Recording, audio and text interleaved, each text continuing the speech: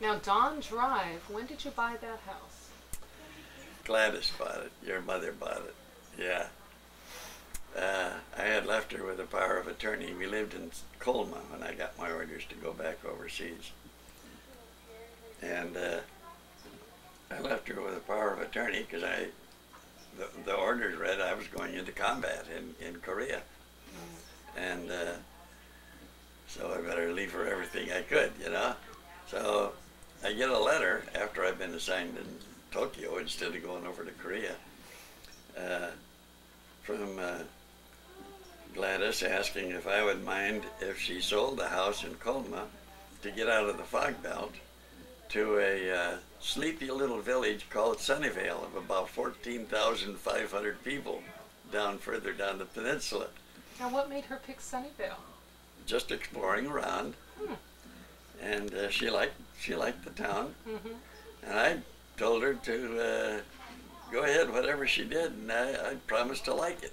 So she bought this house, and it was an Eichler's first tract. That's where he got his FHA approval. I didn't know that. He changed his architectural style after that, but that was his first tract. And that home she lived in, I got assigned to Fort Ord when I came back to the States after that first tour. And I was assigned quarters on Colonel's Road down the Presidio of Monterey. So I didn't want to sell the house. I wanted to keep some roots someplace. It was a nice house. And so I decided to rent it. And I looked on the bulletin board out at Moffett Field and ended up renting it to a Navy officer. And after that, one Navy officer after another rented it. I never had to have a property manager or someone, you know, to look for renters or anything. It was a good location for these Navy officers, and in fact, there was a Navy officer that ended up buying it. Oh, really? Yeah.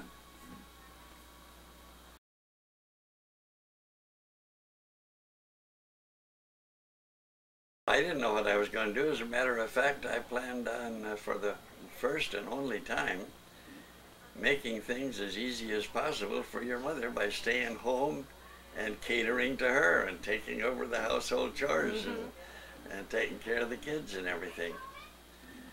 It's funny the way that worked out. Before my last tour in Tokyo, I had been the general staff chief down at post of Fort Ord, and General Bob McClure had retired while I was over in Japan, and he lived in Carmel. Well, he was a fine general to work for as one of his staff chiefs. So I paid a courtesy visit on him a couple of weeks after I'd retired. Found him up on his roof repairing some shingles. He came down and oh, he was so glad to see me. What are you gonna do and everything? Have you got any lineup on what you know? No, I'm not worried about that for a few months, General.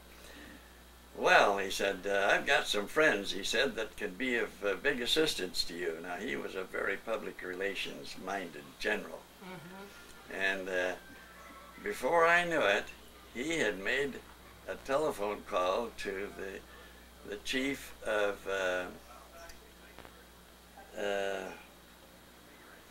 it's a board, a state board, finance board, Board of Equalization, headquartered in San Jose, and told him that he had a fine young colonel just retired from active military service, and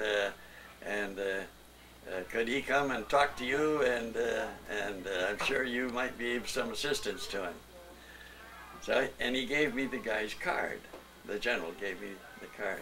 I put it in my side pocket of my suit coat. Thanked him, and we had a nice visit, and I went on home. I'd made my courtesy call on my last commanding general in the States here, so I had no intentions of calling the guy right away. I was filled with a desire to make things easy for Gladys at home. And one day, I sent that suit out for cleaning, and emptying the pockets, I come across that card.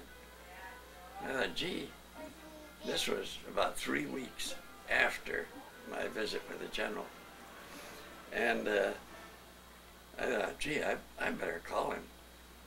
I wonder, you know, it'd be like a slap in the face to the general if the guy called him back and said, where's this colonel you were talking about? So I called him up early morning, and he said, where have you been? He said, I've been waiting for you. He says, I've got appointments lined up for you. And he said, how soon can you get down here? By 10 o'clock, I was in his office from Sunnyvale down into San Jose. And he got on the phone and he set up 16 interviews for me. That he'd already talked to some of them. And I had to follow through. I couldn't just drop the potato. And I ended up with Sylvania. Worked there for the next 14 years.